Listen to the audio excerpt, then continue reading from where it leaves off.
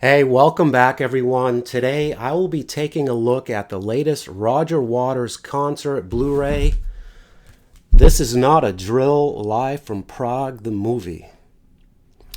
So it comes in a rather cheap 4-panel cardboard case that contains an 8-page booklet with the set list and credits and a few pictures from the concert of just Roger himself, really. And the Blu-ray is actually just slipped in with no additional protection into one of the panels, which is kind of cheap. So I'm about equally a fan of both Roger Waters' solo career and David Gilmour's, as I grew up listening to Pink Floyd in their prime throughout the 70s, while they were producing some of the greatest prog rock albums of all time. I'm certainly no Floyd completist though, but I did attend Waters in the flesh and the Wall Live tours, and own all of the Floyd-related concert videos. This Is Not a Drill Live from Prague was filmed on May 25th, 2023 at the O2 Arena in Prague, the Czech Republic, and Waters once again puts on one of the most state-of-the-art visual concert spectacles the world has ever seen. It's not like he and Gilmour are trying to one-up each other every other tour, are they? Good Lord. The stage show features an in-the-round design with a massive cross-shaped LED screen suspended above the stage, allowing for visibility from all angles. The show kicks off with a series of apocalyptic theme videos that eventually concludes with an endearing message on the big screen. If you're one of those I love Pink Floyd but I can't stand Roger's politics people, you might do well to fuck off to the bar right now. Thanks, Raj. Since I just mixed me a delicious old-fashioned from my own bar already, I decided to stick around despite his admonishment. Well, it didn't take very long for Waters to send another big FU our way when they kicked off the set with one of the lamest, brooding renditions of Comfortably Numb you are likely to ever hear.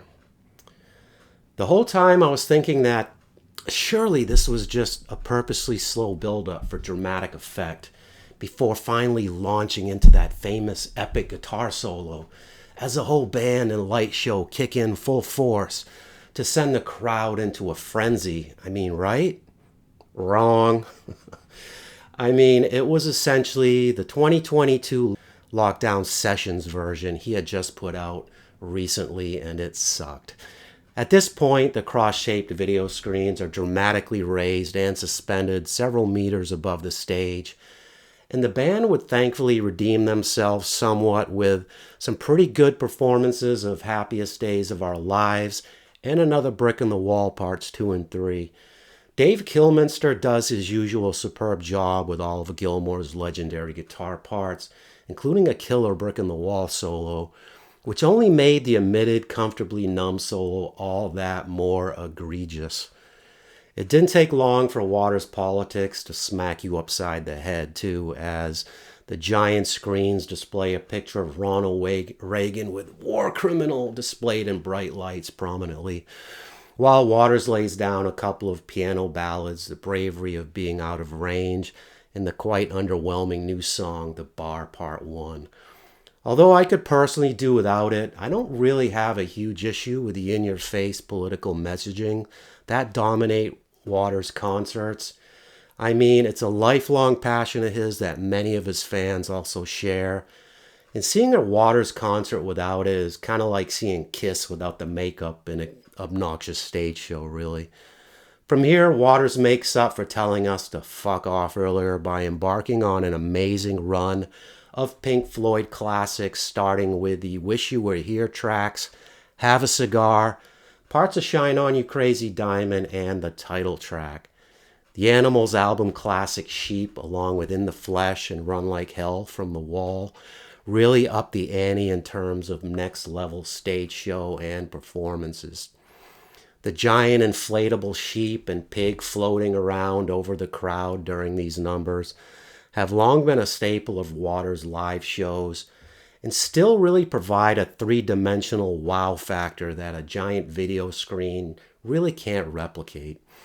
And speaking of classics, Waters and band close out the set with a stunning performance of the entire side 2 of Dark Side of the Moon. Guitarist Jonathan Wilson handled David Gilmour's lead vocals on Money with a more gritty, bluesy swagger that kind of reminded me of Marcus King. But the actual guitar part sounded rather subdued when compared to recent Gilmour performances I've seen. Many of these songs really expose the weakness in Waters' vocals these days too.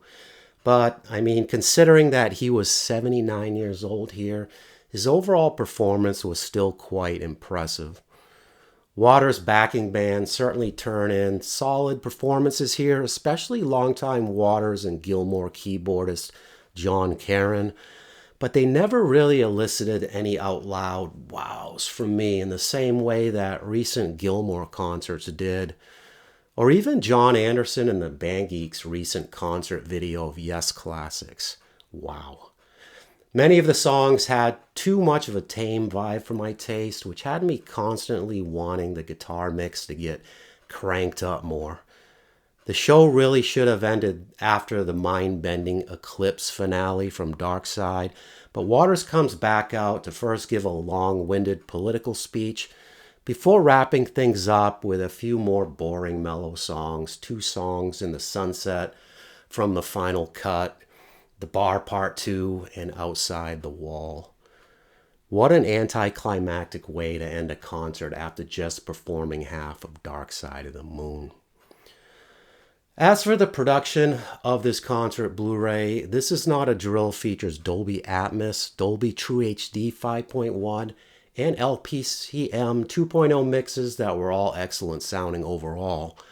I mostly stuck with the True HD 5.1 mix because I currently don't have a 7.1 speaker setup to really benefit from the Atmos mix. The surround mixes were very spacious and balanced sounding to really put you right in the middle of the crowd, but the mix sounded kind of compressed at times to me, which had me wanting to crank up the volume more and more to really kind of hear and feel the guitar solo dynamics, for instance. The 1080p video was presented in a very cinematic 2.39:1 aspect ratio with nearly perfect detail, color, and clarity overall. Some of the scenes were very dark at times though, and Waters and other band members who were mostly wearing black clothes often got lost in the shadows on stage. The camera direction was very good overall and really captured the magnificence of the stage show, while also providing plenty of great intimate close-up shots. The only special features were the screen videos played during Comfortably Numb and Two Suns in the Sunset. The set list shown here featured 23 songs, and the total runtime was an impressive 2 hours and 23 minutes. So as for my ratings of this concert Blu-ray, my overall production rating is a 10 out of 10. And my overall performance rating is a 7 out of 10. So Waters' live performances are less rock concert than they are theatrical audio-visual spectacles used to promote his politics, solo material, and the music of Pink Floyd.